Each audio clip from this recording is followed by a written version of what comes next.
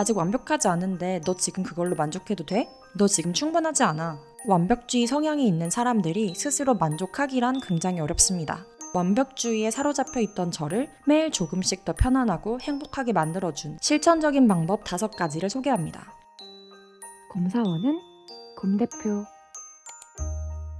안녕하세요. 곰사원은 곰대표의 똥곰입니다. 벌써 날씨가 많이 쌀쌀해졌습니다. 연말이 다가오고 곧 새해를 맞이하는 이 시즌이 되면 올 한 해와 제 자신을 돌아보게 됩니다. 저희 채널에서 많은 사랑을 받은 영상 중에 이렇게 자기계발하니까 행복해지더라고요 라는 영상이 있는데요. 왜 이 영상을 많이 사랑해 주셨을까 생각해보면 물론 자기계발이라는 키워드도 중요하지만 행복해지는 방법에 대한 영상이어서 그랬던 것 같다는 생각이 들었습니다. 우리는 누구나 행복해지고 싶잖아요. 이 영상에서 제가 자기계발을 통해 행복해졌다라고 말씀드렸지만 자기계발은 순간을 충만하게 채워나가는 하나의 방법일 뿐 행복이라는 것이 자기계발만으로 쉽게 얻어지지는 않는다는 걸 잘 알고 있습니다. 사실 저도 평소에 행복한 인생에 대해서 참 많이 생각하거든요. 가장 행복하지 않았던 순간에는 그 감정과 생각을 시나리오로 써서 영화화했을 정도였어요. 이만큼 많이 자주 생각한다는 건 행복해지기란 쉽게 답이 나오지 않는 문제라는 반증일 겁니다. 제가 나름대로 내린 행복의 조건은 바로 만족입니다. 나 자신에 대해 스스로 만족하는가? 지금 내가 처한 상황에 만족하는가? 내 가족과 친구, 인간관계에 만족하는가? 그럴 때 저는 대체로 행복하더라고요. 그래서 저는 스스로를 만족시키기 위해 꽤 노력해왔던 것 같습니다. 그런데 기준이 높고 완벽주의 성향이 있는 사람들이 스스로 만족하기란 굉장히 어렵습니다. 나라는 사람을 구성하는 많은 요소 하나하나에서 내 기준을 충족시켜야만 하니까요. 게다가 요즘 사람들은 육각형의 기준으로 서로를 그리고 자신을 평가한다고 하죠. 학력, 직업, 자산, 집안, 성향, 외모 모두를 충족하는 사람, 즉 육각형이 인재여야 한다는 것인데요. 하지만 이 모든 조건을 만족하는 완벽한 육각형들은 대한민국에 몇이나 될까요? 이 조건을 만족하지 못하는 나머지 삼각형, 사각형들은 행복해질 수 없는 걸까요? 오늘은 아주 뻔하면서도 어려운 주제, 행복의 조건에 대해 이야기해보려고 합니다.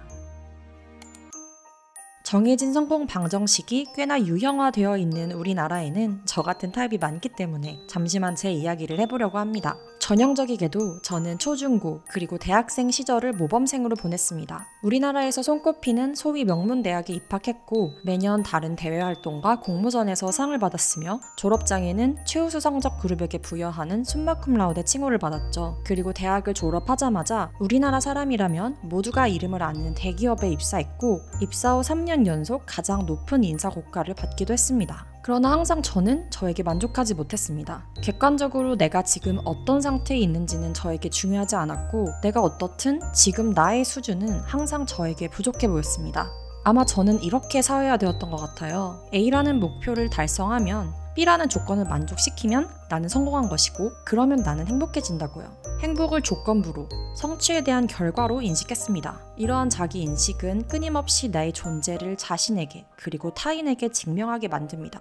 내 가치를 증명해냈다고 느낄 때에만 아주 잠시 동안 스스로에 만족하고 살아갈 수 있으니까요. 문제는 이렇게 획득한 자존감은 오래가지 못한다는 겁니다. 지금 생각해보면 그래서 20대 초반에 제가 유독 다양한 활동에 도전했던 것 같습니다. 자격증이나 각종 시험, 면접같이 타인과 나를 비교해서 내가 더 잘났다는 결과를 받아볼 수 있는 것들에 자꾸 도전한 겁니다. 실제로 저에게 그다지 필요하지 않고 심지어 진정으로 원하지 않을 때에도요.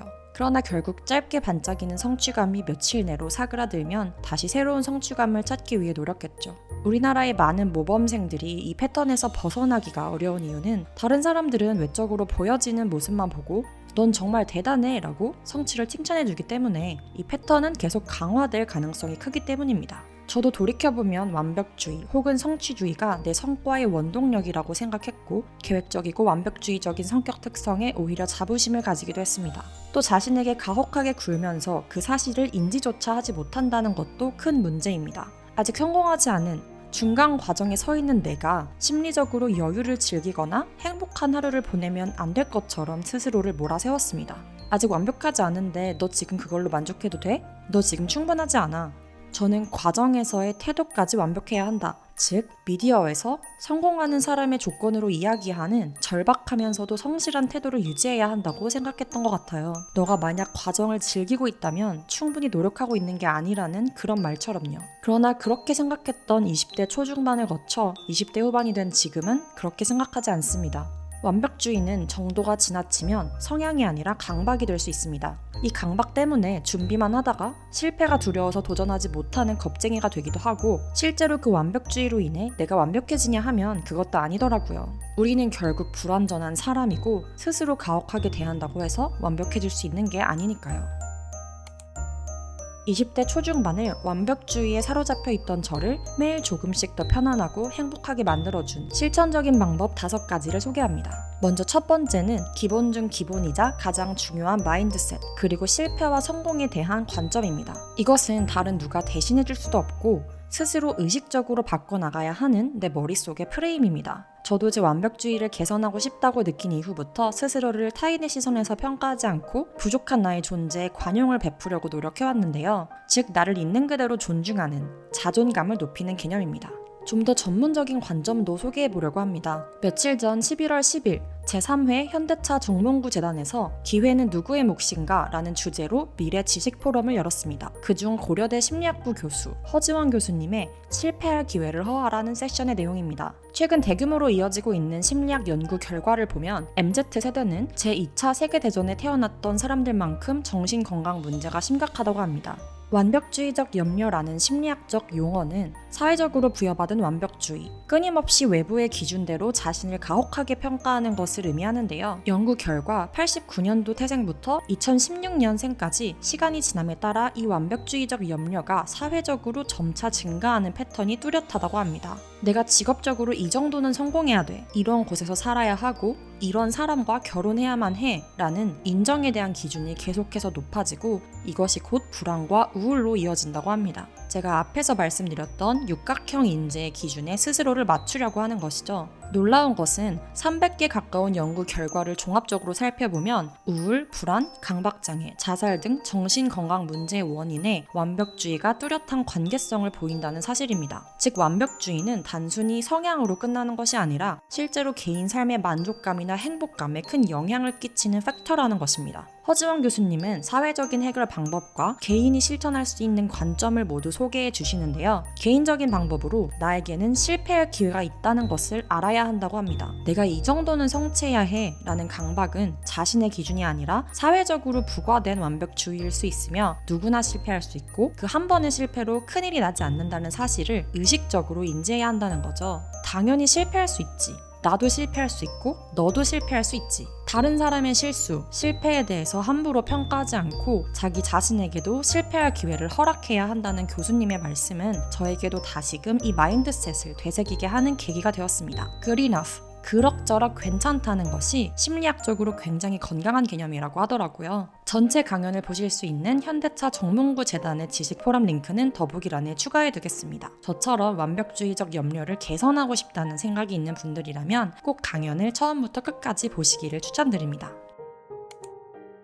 행복해질 수 있는 두 번째 방법으로 저는 일상의 생산성을 높이는 방법을 제안합니다. 있는 그대로의 자신을 사랑하고 인정하는 마인드셋을 탑재하는 것은 중요하지만, 동시에 일상을 성실하고 충만하게 보낼 때 스스로를 더욱 믿고 사랑하게 되는 것도 사실입니다. 자기 효능감이란 내가 이 일을 적절하게 해낼 능력이 있다고 느끼는 것으로, 방금 소개했던 자존감, 나를 존중하는 마음과는 약간 다른 개념입니다. 자기 효능감은 직장에서 일을 굉장히 열심히 잘하는 걸로 채울 수도 있습니다. 나의 상사나 동료로부터 인정받고 회사에서 좋은 대우를 받는다면 자기 효능감을 높일 수 있겠죠. 그러나 직장이라는 기능 조직에서는 다소 제한적인 방식으로 평가를 받을 가능성이 있습니다. 따라서 내 본업에서 자기 효능감을 충분히 느끼지 못하는 상황에 있는 분들은 개인적인 차원에서 자기 효능감을 보충해주면 좋습니다. 저와 핑구미처럼 퇴근 후에 사업이나 유튜브를 하거나 내 본업과 관련이 있는 사이드 프로젝트를 진행하거나 혹은 공부 등 자기 개발을 하는 것도 가능합니다. 저희 채널에 인생이 행복해지는 자기개발의 마법이라는 영상에서 소개한 관점이죠.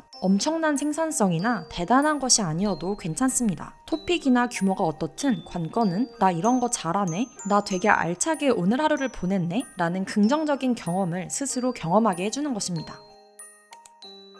제가 경험한 행복해지는 세 번째 방법은 생산성과는 전혀 무관한 자기 표현적 활동입니다. 나 자신, 그리고 타인에게 결과로 평가받지 않는 취미를 가지는 건데요. 특히 사람 본연의 예술성을 표현할 수 있는 방식이 조금 더 자유로운 것 같더라고요. 내 본업이나 생산성과는 큰 관련이 없어서 남보기에 잘하지 못해도 되지만 굉장히 나다울 수 있는 취미가 있어야 한다고 생각합니다. 좋아하는 노래를 부르거나 오일 파스텔로 그림을 그리거나 내 감정을 그때그때 분출할 수 있도록 글을 쓰는 활동들이요.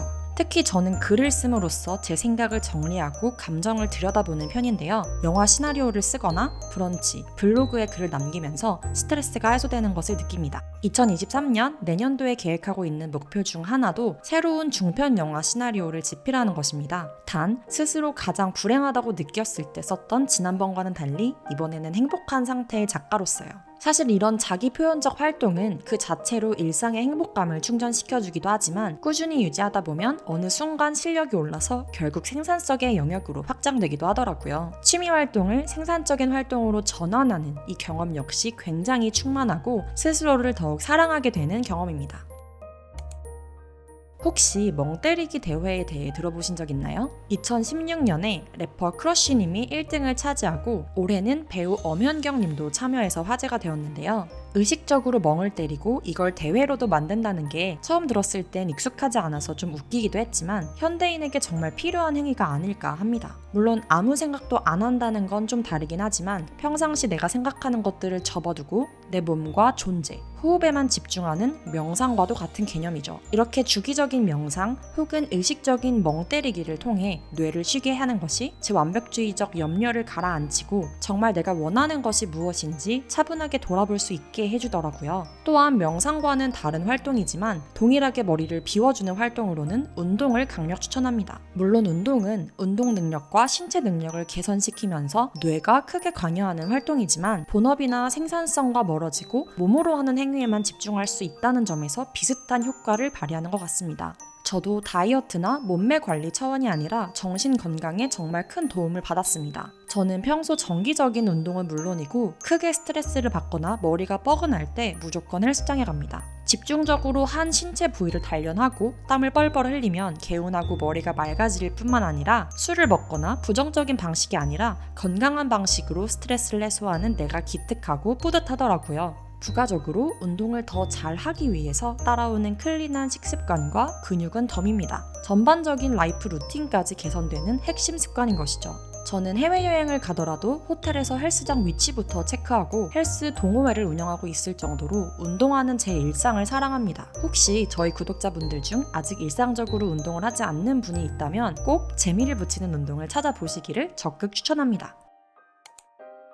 마지막은 제가 의식적으로 행복해지기 위해 노력을 하면서 새롭게 찾게 된 제 가치관입니다. 원래 저는 사회적으로 성공만 한다면 온갖 역경과 외로움, 고독을 이겨내는 것이 큰 가치가 있다고 생각했었습니다. 제 주변 인간관계가 제 인생의 만족감에 큰 영향을 주지 않는다고 생각했죠. 그러나 제가 학생에서 벗어나 직장인이 되고 친구들과도 각자 살아가는 라이프 스타일이 달라지고 부모님도 나이 드는 모습을 보면서 느낀 것이 있다면 사람은 결국 사람 속에서 살아가는 것이더라고요. 지구에서 가장 아름다운 도시, 내가 가장 갈망하던 꿈의 나라에서 살아간다고 상상해보세요. 아름다운 자연 풍경 혹은 마천루의 빌딩 숲처럼 내가 동경해왔던 환경과 문화가 있습니다. 그런데 그곳에서 내가 직업적인 성공을 제외하고는 다른 사람과 그 어떤 긴밀한 관계도 맺지 못했다고 생각해보세요. 부모님, 형제자매, 친구, 애인, 반려동물, 그 무엇도요. 아름다운 도시에서 나를 진정으로 이해하고 사랑해주는 존재가 없다면 내가 그 공간에 존재하며 성공했다는 행복감은 채 몇 달을 가지 못할 겁니다. 사람은 공간에 머무는 것이 아니라 사람 사이에 머무는 것이기 때문이죠. 그래서 저는 제 주변의 사람들을 정말 소중히 여기기로 결심했습니다. 성공이 가장 중요하고 사람은 그렇게 중요하지 않을 거라는 저의 생각은 자만이었습니다. 비록 잠깐 지나가는 시절 인연이라 할지라도 현재 내 주변 사람들에게 그때그때 감사하고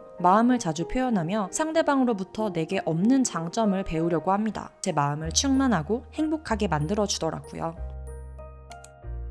픽사의 영화 소울에는 이런 장면이 나옵니다. 중학교 시간제 음악 교사로 생계를 꾸리던 주인공 조는 평생에 걸쳐 강렬하게 이끌리던 자신의 삶의 목적, 즉 프로 재즈 피아니스트가 되어 도로시 윌리엄스의 밴드에서 연주를 하게 됩니다. 바라고 바라던 위치에 오르게 되어 처음에는 너무나 행복했지만 매일매일 반복적으로 공연을 하던 어느 순간 허무함을 느끼죠. 도로시는 그런 조에게 이렇게 이야기합니다. 한 어린 물고기 이야기를 들려주지. 그는 늙은 물고기에게 말했어. 저는 바다를 찾고 있어요. 늙은 물고기가 말했지. 바다? 네가 있는 곳이 바다란다.